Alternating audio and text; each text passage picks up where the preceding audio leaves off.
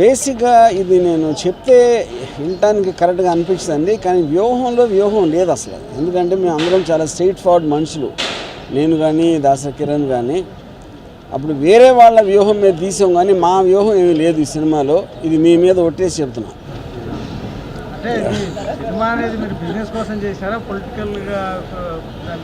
సరే, ఏ సినిమా అయినా సరే బిజినెస్ అంటే అర్థం ఏంటి? ఫైనల్గా ప్రజలు చూడాలి అనే ఉద్దేశంతో ఎవరైనా కదా సినిమా తీసేది.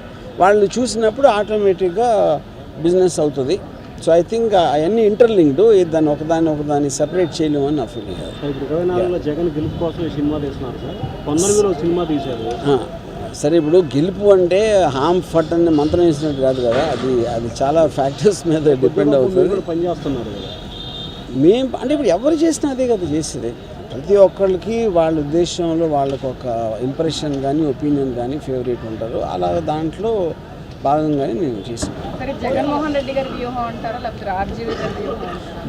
రెడ్డి గారు మాత్రం ఏమాత్రం సంబంధం లేదండి. నేను నా వ్యూహం గురించి ఇందాకే చెప్పాను. ఇది కేవలం నాకు కిరణ్కి ఉన్న ఒక కామన్ థాట్ ఆస్పెక్ట్లోనే తీసాం సినిమా ఇది. అంతేగాని మేము ఎవరితో కన్సల్ట్ చేసి కానీ ఈ సినిమా ఎలా తీయాలి అనే దాంట్లో ఎవరు లేరు. సినిమాలో అని జనరలైజ్ చేయలేమండి. కాకపోతే నా స్ట్రాంగ్ ఫీలింగ్ ఏంటంటే ఒక ఇంప్రెషన్ మార్చడానికి మీరు సినిమా అనేది ఒక మీడియము, మీరు ఒక నాలెడ్జ్, ఒక ఫ్యాక్ట్ని డ్రామటైజ్ చేసి ఒక ఎమోషన్ రూపంలో దాన్ని ప్రొజెక్ట్ చేయడానికి ఉన్న సాధనమే సినిమా. సో ఎనీ ఎమోషన్ అనేది ఒక ఇంప్రెషన్ మార్చడానికి చేస్తుంది. ఏ రేంజ్లో మారుతుంది, ఎలా మారుతుంది అనేది నేను ప్రెడిక్ట్ చేయలేను.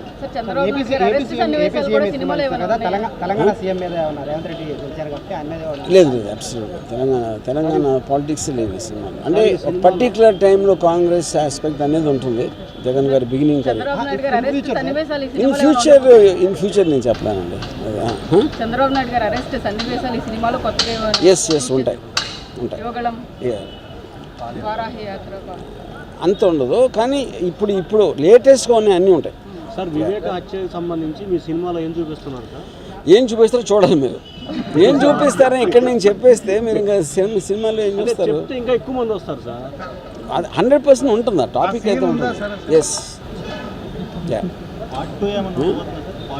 శపథం అనేది పార్ట్ 2, అది జనవరి ఎండ్లో వస్తుంది. ఏదో ఎన్నికల్లోపు ఎన్ని సినిమాలు తీస్తున్నారు? ఎన్నికల్లోపే ఉంటుంది సార్ ఈ మొత్తం. సార్, మీకు ఏపీ సీఎం జగన్ మీద వస్తున్న ఈ సినిమా అయితే అనుకుంటున్నారో సేమ్ అట్లాంటి యాత్ర 2 కూడా వస్తుంది, అది జగన్ గారికి కాన్సెప్ట్. దాని మీద మీ ఒపీనియన్? యాత్రలో నాకు తెలియదండి, ఎందుకంటే నాకు నెయ్యి రాఘవ నాకు పర్సనల్గా తెలుసుకొని తను తీసుకునే సబ్జెక్ట్ మ్యాటరు ఏ పర్టికులర్ దాన్ని హైలైట్ చేస్తున్నాడు అనేది నాకు అసలు అవగాహన లేదు. జగన్మోహన్ రెడ్డి గారిని ఇన్వైట్ చేయలేదా?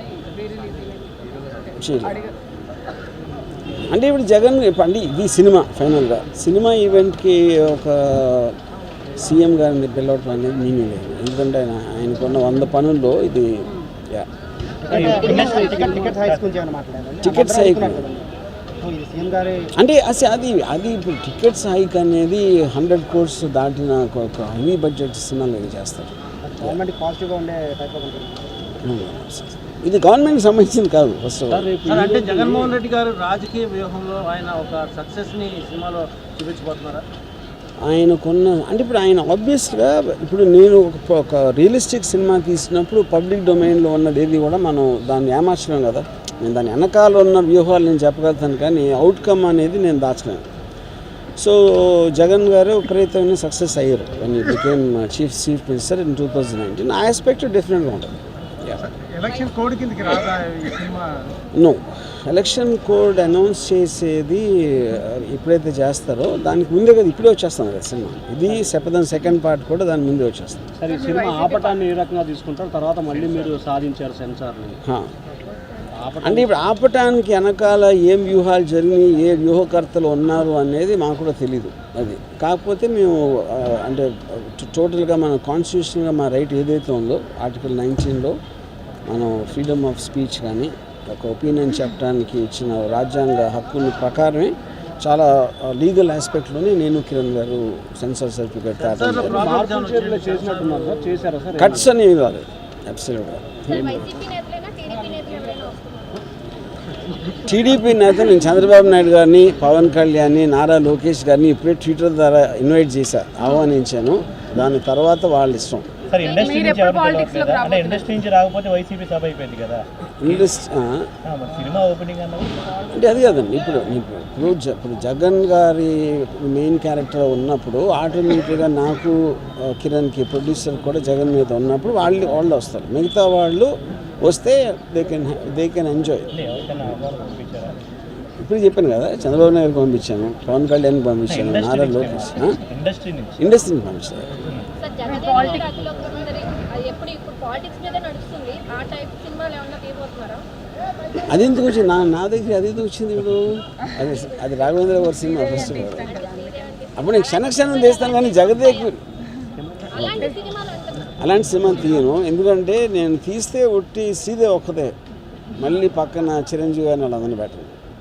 ఎందుకన్నా శ్రీదేవి ఉంటే నేను వేరే వాళ్ళని చూడడానికి నాకు టైం లేదు. పాలిటిక్స్ లోకి మీరు వచ్చే అవకాశం ఏమైనా లేదు, ఎట్టి పరిస్థితుల్లో. శపథం ఎవరి మీద తీయబోతున్నారు? శపథం సేమ్ అండి. ఇప్పుడు వ్యూహం అనేది రాజశేఖర రెడ్డి గారు పోయినప్పటి నుంచి ఈయన సీఎం అయ్యే వరకు ఉంటుంది, కొంచెం నాన్ లీనియర్ స్ట్రక్చర్ ఉంటుంది. మిగతా శపథం అనేది సీఎం అయిన తర్వాత ఇప్పటి వరకు ఇవాళ మనం మాట్లాడుతున్నాం. పొలిటికల్ సక్సెస్ అని చూపెట్టలేదు. ఇట్ ఈస్ అబౌట్ ఏం జరిగిందో అది చూపెడుతున్నా. అది సక్సెస్సా ఫెయిల్యూరా ఏ రేంజ్ అనేది ఈచ్ వ్యూవర్కి వాళ్ళ ఉన్నాయి. Of course, yeah. Sharmila character ఏమైనా ఉండబోతుంది? Yes, yeah. ఎవరెవరు ఆ పర్టికులర్ టైం పీరియడ్లో రిలవెంట్ అందరూ ఉంటారు, ఇంక్లూడింగ్ చిరంజీవి గారు, పవన్ కళ్యాణ్ అందరూ ఉంటారు. సాంగ్స్ గురించి ప్రతి సినిమాలో సాంగ్ పాడుతున్నారు, ఈ సినిమాలో కూడా ఎన్ని సాంగ్స్ పాడుతున్నారు? ఒకటే మీ దయ వల్ల, ఎందుకంటే మీరు క్రిటిసిజం ఎక్కువ చేస్తున్నారని ఇంకోటి పాడాలనిపించిన కిరణ్ కూడా వద్దని చెప్పారు, ఒకటి చాలండి అని. ఎస్, సాంగ్స్ అన్నీ కూడా బ్యాక్గ్రౌండ్ సాంగ్స్, లిప్సింగ్ సాంగ్స్ అని వస్తున్నారు. మీరేమన్నా యాక్ట్ చేశారా? నో, యాక్ట్ చేయబోతున్నారా? నో. వేరే డైరెక్టర్ ఎవరైనా ఆఫర్ చేస్తే యాక్ట్ చేస్తారా? అది అంటే నేను ఎప్పుడు రేపు కన్నా ఎక్కువ ఆలోచించను. సో ఇవి ఇప్పుడు కాదంటున్నా, కానీ రేపు ఎవరన్నా ఇస్తే అప్పుడు మైండ్ మారచ్చు. తెలియదు.